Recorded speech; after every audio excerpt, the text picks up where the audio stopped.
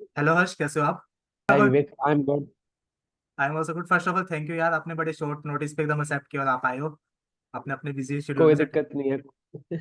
बोलो, हाँ जी, कोई दिक्कत नहीं है, बताइए। ये इस वीडियो का मेरा बेसिक मोटिव है, सीए विद रेगुलर कॉलेज क्या पॉसिबल है क्या नहीं है, उसके मेरिट्स डीमेरिट्स क्या है। उन चीजों का हम कवर करना चाह रहे हैं क्योंकि इसमें काफी बच्चे हैं वो काफी स्ट्रक करते हैं कि क्या क्या उसके डीमेरिट्स है। तो इसमें हम सबसे पहले चलते हैं कि आपने अपना कॉलेज कैसे सिलेक्ट किया था। एक बार आप थोड़ा ओवरव्यू दे सकते हैं कि अपनी जर्नी का, अपने कॉलेज के बारे में सोचा कैसे। यार सिंपल बात ये थी, one of my family members, उन्होंने भी अपना पहले रेगुलर कॉलेज किया था, उसके बाद शी एंटर्ड इनटू सीए। तो मैं तो उन्हीं को देखता था कि ठीक है, रेगुलर कॉलेज करना करना है, बिकॉज मेरे को तभी समझ में आ गया था कि जो एक्सपोजर एक होगा वो एक रेगुलर कॉलेज के स्टूडेंट को हमेशा ज्यादा होगा। और secondly there will also be better exit opportunities in case I ever try to drop CA. फिर अगर सीए भी चलता हूँ, there will always be a second option.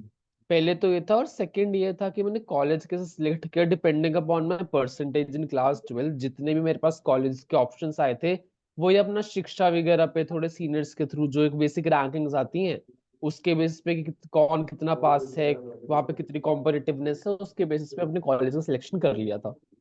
Okay, तो आपने कहा कि जैसे सीए है, सी आपको एक बैकअप बैकअप क्रिएट कर देता है कि अगर एग्जिट अपॉर्चुनिटी लेनी है तो हम रेगुलर कॉलेज करेंगे, ऑफकोर्स हमारे पास एडवांटेज रहेगी इस चीज की। हाँ तो जी। कुछ तो कुछ जने कहते हैं कि जैसे सीए की स्टडीज होती है वो रेगुलर कॉलेज के साथ मैनेज हो पाती है नहीं हो पाती है, पहले यस या नो? मतलब of course answer is going to be yes, but it actually depends कि आप किस कोर्स के अंदर हो, आप कितनी एक्टिवली अपना टाइम मैनेज कर सकते हो। और lot of factors take place. आप अपने घर पे रह रहे हो, नहीं रह रहे हो, या फिर जो आपके आसपास का एनवायरनमेंट है वो इतना कॉम्पिटिटिव है कि नहीं, आपको पढ़ाई की कितनी आदत है, आपका आईक्यू ईक्यू कैसा है, वो सारी चीजें कलेक्टिवली मिला के हेल्प करती है। बट डेफिनेटली रेगुलर कॉलेज के साथ सेज मैनेजमेंट। ओके, ये नहीं अच्छा लगा कि मतलब सीए एक तो हमें बीकॉम करना ही चाहिए, वो भी रेगुलर से करें तो ज्यादा हाँ बेनिफिट जी। रहता है। और हाँ जी। सेकंड, मैनेजेबल सब चीजें हैं, वो एवरीथिंग डिपेंड कि हम कैसे मैनेज कर रहे हैं उस चीजों को टैकल कर रहे हैं। हाँ एक इसमें जी। ना बड़ी प्रॉब्लम क्या आती है कि जैसे सीए का पेपर कुछ बार बीकॉम के पेपर से क्लैश कर जाता है कि सेम डेट पे आ जाता है पेपर। तो उस सिचुएशन में क्या करना चाहिए? कि मेरे साथ तो ऐसा कभी नहीं हुआ, टचवुड। शायद आपने ऐसे मेरे साथ चलो ऐसा हुआ है, तो hmm. I guess I can talk about it. So semester 4 में क्या हुआ था, मेरे actually papers exactly same day पे क्लास नहीं कर रहे थे, बट ईआईएसएसएम और एफएमईको का पेपर ऐसे था कि like जो बीच की छुट्टी मिलती है उस दिन मेरा पेपर था। ओके। तो और वो पेपर्स भी थे कॉस्टिंग और एक सीसीएल करके था। आई वाज लाइक कॉस्टिंग एक ऐसा पेपर है जो अल्टीमेटली अगर मैं पढ़ूंगा भी 8 9 10 सीजी पे ला सकता हूँ। Then I was like costing मैंने पहले दे रखा था ग्रुप 1 में, मैं हाँ दोबारा जी। कॉस्टिंग अभी पढ़ नहीं सकता। तो हम्म। आई वाज लाइक अगर मैं अभी दे भी देता हूँ, अल्टीमेटली नेक्स्ट टाइम मेरे को इम्प्रूवमेंट देना ही है।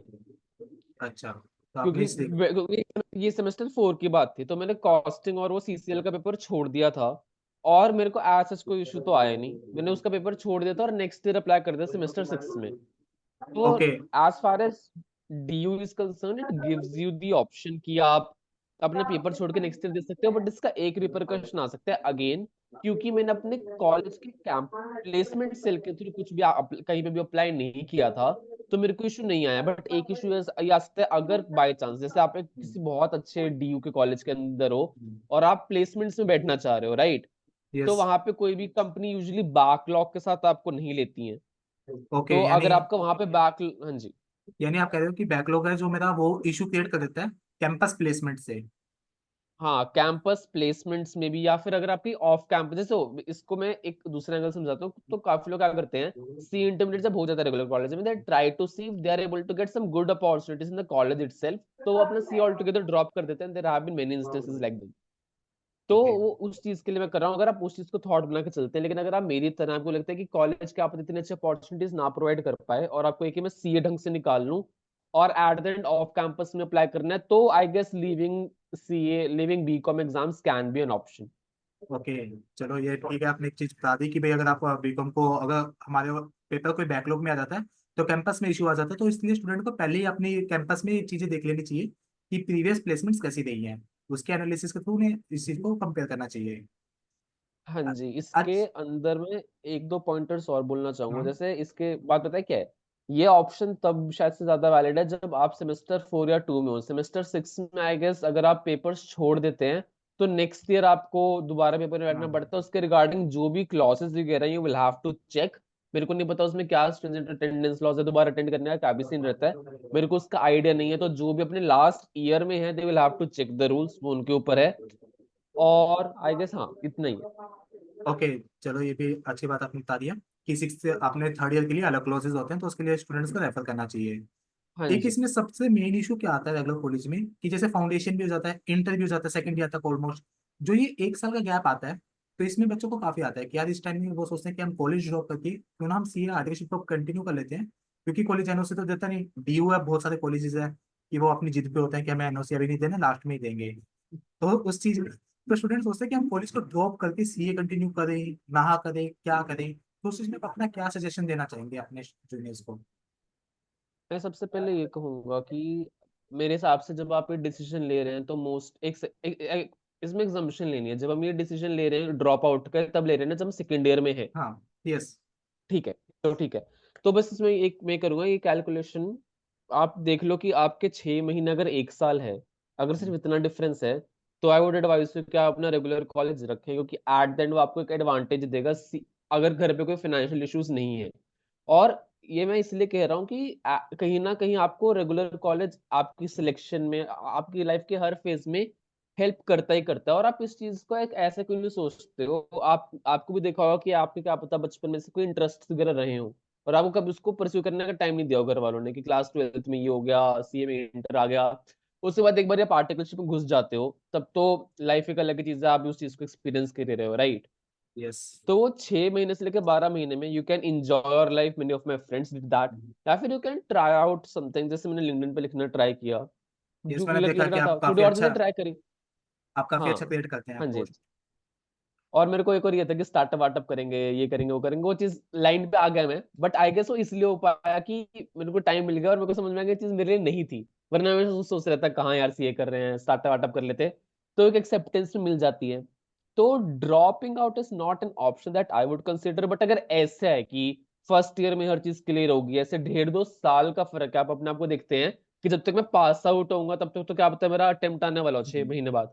तो दैट आप उस टाइम पे ड्रॉप आउट कंसिडर कर सकते हैं, अगर आपको दिखता है कि इन द लॉन्ग रन में कुछ सीए ही करनी है।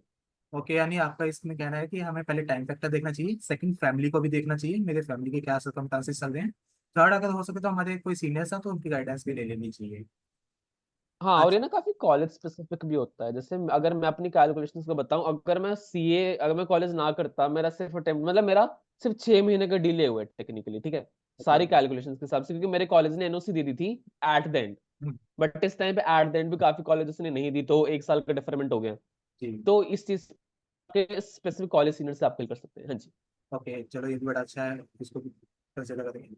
अब इसमें एक लास्ट आता है कि जैसे कॉलेज में सोसाइटीज होती है, वेरियस सोसाइटीज, अगर अब इसमें बच्चा हम जैसे क्या मानते हैं कि अगर देखो, एक तो पहला रेगुलर कॉलेज हो गया, सेकंड अगर कोई सोसाइटी ज्वाइन करते हैं, पहली बात तो सोसाइटी से बेनिफिट्स क्या हम ड्राइव कर सकते हैं, दूसरा कि कॉलेज का टाइमिंग और सोसाइटी में जैसे कई बार सुना है कि सुबह जल्दी भी जाना पड़ता है, आपको लास्ट तक भी स्टे करना पड़ता है, तो वो चीज़ों को क्या आप उसको कैसे ड्राइव करना चाहेंगे कि सोसाइटीज को ज्वाइन करना चाहिए या नहीं? इसका ना मैं थोड़ा सा कॉम्प्रिहेंसिव आंसर देता हूँ कि बहुत बार लोग पूछ रहे थे कि हाँ। कॉलेज सोसाइटीज को ऐसा कैसे मैनेज करना है। हम्म। तो लेट्स अज्यूम, मेरे को लगता है अगर आप सोसाइटीज का डिसीजन ले रहे हैं, आप ये तब ले रहे हैं जब आप फर्स्ट ईयर स्टूडेंट हैं, ठीक है। सबसे पहले आपको आके आई विल एडवाइस यू, आप एक बार कॉलेज में आए हैं, आप यूजुअली लोग अपना foundation within a period of 6 month दे देते हैं, और अगर कोई अच्छे ड्यू कॉलेज तक गया, foundation is not that difficult, all right. तो साथ साथ में नॉर्मल पढ़ाई करके मैनेजेबल होता है फाउंडेशन। तो सबसे पहले जब उसमें जाते हैं, एटलीस्ट कम से कम अपना सोसाइटीज में फॉर्म भरो, और 2 3 सोसाइटीज के अंदर, 1 2 सोसाइटीज के अंदर तो जाओ, एज ए मेंबर जाओ, देखो वहां पे क्या सीन चल रहा है, वेदर लाइकिंग इट और नॉट। क्योंकि आप कहीं ना कहीं एक चीज, that you are actually being managed by someone, ये भी मेरे हिसाब से चीज होती है कि आपको एक चीज भी एक्सपीरियंस करनी चाहिए पहले, that you are being managed by someone, उस चीज को। और आपको कम्युनिकेशन स्किल्स, टीम वर्क कैसे काम करता है, एक्चुअली ईमेलिंग कैसे काम करती है, वो सब आपको एक एज ए मेंबर आपको सीखने को मिलता है, जो एक काफी एक अच्छा एक्सपीरियंस बन जाता है। बाकी बिल्कुल। आप उसके बाद अपनी सी इंटरमीडिएट की प्लानिंग कर सकते हैं।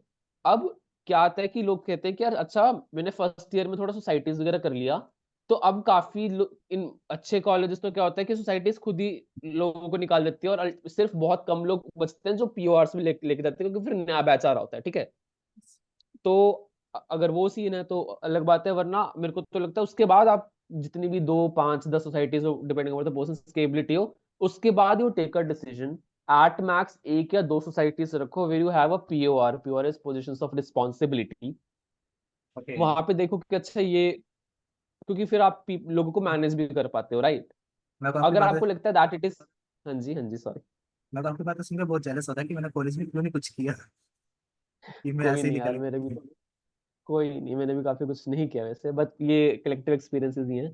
बाकी हाँ, तो सेकेंड ईयर में अगर आपको लगता है कि पीओआर लेके आप लोगों को मैनेज कर पाते हो तो करो, प्लीज करो, क्योंकि आपको उससे और भी जैसे पता चलेगा। देखो, अगेन मैनेजिंग पीपल इज खुद खुद एक खुद का एक अलग टास्क। अदर मैं भी उसमें काफी अच्छा नहीं था, मेरे को भी दिक्कत हुई थी जब I was holding a POR. But इसमें आ सकता है कि काफी सोसाइटीज इतनी हेक्टिक हो जाती है पीओआर के साथ कि प्लेसमेंट छूट जाती है, सीए छूट जाती है। अगर वो जो छोटी सी एक पीओआर है, जो टाइटल है आपके, वो कभी भी आपको लगता है कि आपकी प्रिपरेशन के बीच में आ रहा है, drop that POR all together. I have seen college presidents not getting placements these days, not getting articleship these days, क्योंकि वो वही करते रह गए। No offense to anyone, but at any day आपका सीए के अंदर टेस्ट पास होना, टेस्ट स्कोर ज्यादा मैटर करेगा।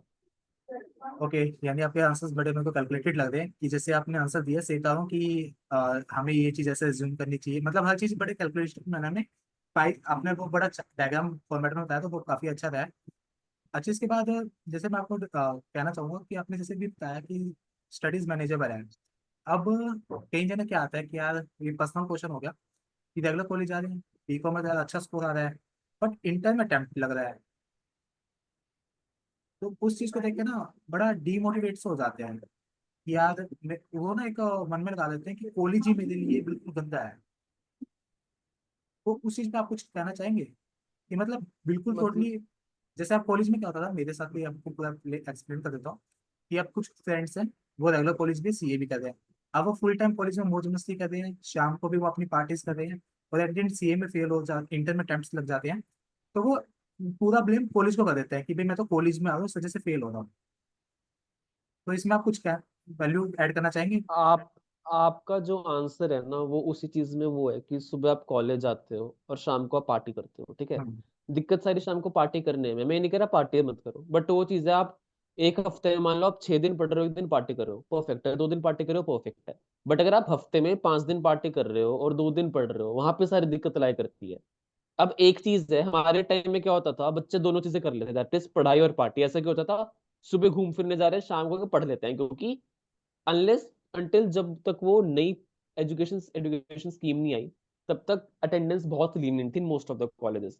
बट अब क्या हो गया, काफी कॉलेजेस के अंदर अटेंडेंस काफी एक प्राइमरी इशू बन गया, जब से वो क्या बोलते हैं डिपार्टमेंट्स चालू हुई थी बच्चों वो की। तो कोविड के बाद अब कहीं आया। ना कहीं हमें सिर्फ, हाँ, कोविड के बाद जो आया, मतलब मेरे बैच 2025 बैच हम्म। ऑनवर्ड से ज्यादा चीजें आने लगी हैं। तो यस। कहीं ना कहीं आपको देखना पड़ेगा कि अगर कॉलेज ज्यादा आपके अटेंडेंस मांगता है, मे भी अगर आपको थोड़ी मस्ती करनी है बीच बीच में कर लो, बट कहीं ना कहीं थोड़ा सेल्फ कंट्रोल लाना पड़ेगा, थोड़ी सी प्रायोरिटाइजेशन करनी पड़ेगी, तभी एग्जाम्स क्लियर हो। ये चीज मैं कहूंगा मेरे को। चलेगा। थैंक यू हर्ष, आपने टाइम दिया। एट द एंड आप कंक्लूजन में क्या कुछ कुछ अपने देना चाहेंगे जूनियर्स को सजेशंस? वैसे आपने काफी अच्छे सजेशंस दे दिए हैं। मैं बस जूनियर्स, हाँ जी, मैं बस जूनियर्स को ये सजेशन दूंगा कि जब भी आप एक, मैं यूजुअली पता है क्या देखता हूँ, या तो लोग लोग अपना सी इंटरमीडिएट कर लेते हैं बहुत जल्दी, फिर कुछ नहीं करते, या फिर आते ही कॉलेज के एक्टिविटीज में लग जाते हैं, और कब पता नहीं चलता कॉलेज कब एंड हो जाते हैं, और सी नहीं, सी के पेपर ही नहीं देते, और उनको पता है एट द एंड सी करनी है। अगर प्लेसमेंट बैठ रहे हैं, अलग सिनेरियो है। मैं ये कहूंगा, आप कॉलेज में आ रहे हो, हैव अ डिफाइंड टाइमलाइन कि चलो ठीक है, मैं अपना इस 1.5 साल के बीच में अपना सीए निपटा लूंगा। मेरे पास ये 1 साल, 1 साल में मैं सोसाइटीज करूंगा, 1 साल में मैं एक्सप्लोर करूंगा, बच्चे 6 महीने में मस्ती करूंगा। तो उस हिसाब से थोड़ी सी टाइमलाइन सेट होना आपकी ओवरऑल, आपके सर पे वो ज्यादा स्ट्रेस नहीं आएगा। वरना आप बेसिक सोच रहे हो तो मैं एग्जाम दूंगा कब, और एग्जाम देने जैसे क्या हो सकता है, आप मान लो फर्स्ट ईयर में आए, फाउंडेशन दे दिया, अब आपने एंट्री क्लासेस चालू कर दी, अब आपका अटेम्प्ट है 1.5 2 साल बाद। अब अभी पढ़ने का इतना फायदा नहीं है ना, आराम से आप अपना 5 6 महीने जो आपको और कुछ करना है वो करो, बाद के जो 1 1.5 साल बचता है उसमें आप पढ़ लेना, क्योंकि आपका आपने डिसाइड किया आप अपना टाइम 2 साल बाद दे रहे हो। और इसमें आई विल क्लैरिफाई एक दो चीजें और जो मेरे को रेगुलर कॉलेज में पूछते हैं। उनको लगता है यार, मेरे अटेम्प्ट में मान लो दिसंबर 21 में मैंने पेपर दिया, मेरे को मई 24 में आर्टिकलशिप करनी है, अगर मैंने अभी नहीं दिया मेरे अटेम्प्ट्स काउंट हो जाएंगे। जनरली आपके अटेम्प्ट्स यहाँ पे ज्यादा वो नहीं करते हैं, क्योंकि कहीं ना कहीं आपके पास हमेशा एक वैलिड रीजनिंग होती है with the help of your activities. कोई आपसे पूछता है आपके अटेम्प्ट्स आपने इतने अगर आपके देखो, एक चीज है कि आपने खुद ही अटेम्प्ट को डिले किया है, आपके अटेम्प्ट्स लगे नहीं है, बट कोई सामने वाला पूछ रहा है कि आपके अटेम्प्ट्स लगे हैं आपको। एक तरह के लोग अपना हवा में कुछ भी बोलते हैं, बट आपके पास एक सॉलिड बैकिंग है कि सी सर मैंने ये एक्टिविटीज कर रखी है। तो ये चीज मत सोचना, अगर आप कुछ आगे अपनी सीए इंटरमीडिएट कर रहे हैं तो कहीं ना कहीं पे भी कुछ इशू आएगा, आर्टिकलशिप में कोई इशू नहीं आता। Regular college students with activities have been given preference and will always be given preference by all the firms.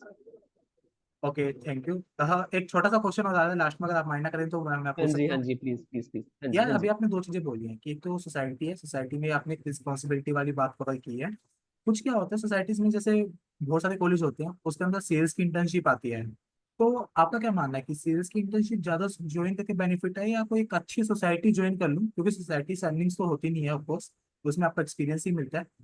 तो सेल्स की इंटर्नशिप एक पर्सन को जो एक सीए कर रहा है या कोई भी प्रोफेशनल कोर्स कर रहा है, वो इंटर्नशिप बेनिफिट्स ड्राइव करके देगी, या एक अच्छी सोसाइटी?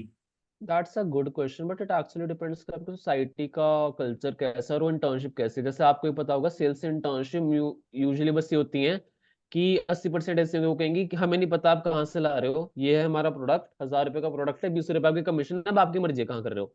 वहां आपको जेन्युइनली सिखा नहीं रहे होते। बट अगर ऐसी कोई इंटर्नशिप है जहाँ पे आपको सेल्स सिखा रहे हैं कैसे पिच करने हैं कस्टमर्स को, और वो भी नहीं रैंडम आपको कह रहे हैं अपने इंस्टा पे डाल दो, अपने लिंक्डइन पे डाल दो, एक और भी तरीके होते हैं कोल्ड ईमेलिंग वगैरह, अगर वो चीज सिखा रहे हैं तो डेफिनेटली वो एक इंटर्नशिप अच्छी है। वरना यूजुअली सोसाइटीज मेरे को लगता है सेल्स के जो मेजर पर्सपेक्टिव रहते हैं, अगेन मैंने term sales as a term को ज्यादा अच्छी तरह समझाने, तो I could be wrong to a नहीं, लॉट ऑफ सेंस, आप बट जैसे बोल रहे हैं वैसे मैंने एक्सपीरियंस किया है सीखता हूँ, तो ये मेरा ही हाँ क्वेश्चन है कि अब जैसे होता क्या था ठीक कि है। सेल्स की इंटर्नशिप आ गई तो उनका कॉल आता है, हेलो हमें ज्वाइन करना है, आप पता कुछ होता नहीं। तो वो बोल देते हैं भाई तुम इतनी सेल्स, जैसे आपने अभी सही बोला है कि वो बोल देते हैं कि आप इतने लेके आओ, आपको 20% शेयर मिलेगा। तो हम वो लिखा होता है कि 20 ग्रुप में शेयर करो, मैसेज जितने बच्चे लेके आओ वो लेके आओ। तो आपका आंसर मेरे को अच्छा लगा कि हमें वो बहुत मेरे मन में भी थी, वो आपने वो बड़े अच्छे तरीके से कन्वे की है कि जब सेल्स की इंटर्नशिप अगर सिखाई जा रही है, उसमें आपको ईमेलिंग आ रही है, आपको कम्युनिकेशन स्किल्स आ रही है, तो अगर आपके पास मल्टीपल स्किल्स आ रही है तो हमें ज्वाइन कर लेना चाहिए। अगर हमें सिर्फ वैसे ही वो नॉर्मली भाई आप इतने बच्चों को बेचो वो करो, तो हमें देख लेना चाहिए। हाँ, जैसे सोसाइटीज में तो यूजुअली होता है कि काफी स्पीकर्स या उनको रीच आउट करना पड़ता है, नेगोशिएशन होती है फिर कि इतना सेल्स करो। मेरे को लगता है ऐसी I have also not done that my self, वो मैंने लिंक्डइन के थ्रू अपने पर्सनल यूज करा, वो अलग चीज है। बट वो मैंने ज्यादा करनी, बट जो आजकल मैं खुद पिचेस देखता हूँ, क्योंकि सोसाइटीज के फर्स्ट ईयर से मेरे को पिच करने लगे काफी चीजें, तो मेरे को लगता है अच्छा ये ऐसे पिच करते हैं और ऐसे कन्वर्जन होती है चीजों की, तो मेरे को देख के अच्छा लगता है कि ये चीज अगर कोई करता है फर्स्ट ईयर में सिखा दी जाती है, अगर सोसाइटी एक अच्छी है, मतलब अच्छा एक्सपोजर देती है तो। ओके, चलो थैंक यू हर्ष। अब मैं इसको रैप अप करते हैं। तो गाइज हाँ देखिए, जी। हर्ष ये मोतीलाल नेहरू कॉलेज से, रेगुलर कॉलेज से, और इनके लिंक्डइन 33,000 प्लस फॉलोवर्स है, क्योंकि अपनी पोस्ट से सबका मन जीत लेते हैं। और ऐसी पोस्ट होती है कि इनके कुछ ही घंटे में ऐसी रीच ले जाती है कि बंदा सामने वाला देख के डर जाता है। और ये बात बड़े अच्छे तरीके से कहते हैं, और जो इनकी पोस्ट होती है मेरे को तो खुद पर्सनली अच्छे लगता है, मैं सब सेव करता हूँ लिंक्स। तो प्लीज गाइज चलो फॉलो थैंक करना जैसेगा। Okay Harsh, thank thank you you. For appreciation बड़ी। चलो जी, good night, bye bye. Good night.